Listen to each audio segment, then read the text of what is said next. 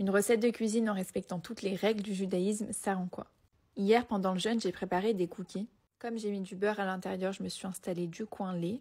Et j'ai utilisé que des ustensiles de lait parce que comme vous savez, on ne mélange pas le lait et la viande. Donc je les ai fait au beurre de cacahuète et au chocolat. Le beurre de cacahuète doit être kasher, donc on a une liste de produits autorisés et celui-ci en fait partie. Ensuite, pour casser les œufs, je dois vérifier qu'il n'y ait pas de sang à l'intérieur. Et à ce moment-là, je peux le verser. J'aime bien cuisiner pendant les jeûnes, ça fait passer le temps et au moins on peut les manger quand le jeûne finit. Mais ce qui est embêtant, c'est qu'on ne peut pas goûter pour s'assurer que tout est bon.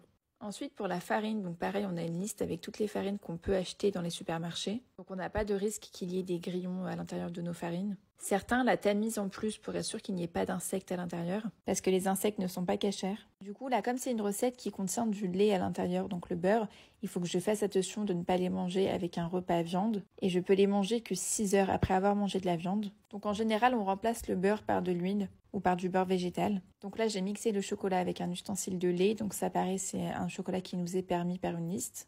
J'aime bien les hacher grossièrement pour qu'ils fondent après dans les cookies. Et je viens les mixer avec la pâte. Donc là, je vous montre, la pâte m'avait l'air un petit peu grasse. Et le gros inconvénient quand on fait ça pendant un jeûne, c'est qu'on ne peut pas goûter pour voir ce qui va pas. Donc bon, j'ai laissé comme ça, j'ai formé les cookies et je les ai enfournés pendant 10 minutes. Donc là, je les ai bien mis dans le four de lait. Et après cuisson, je vous montre, ça sentait trop bon et ça me donnait trop envie, mais je pouvais pas manger. Et en tout cas, ils étaient super bons.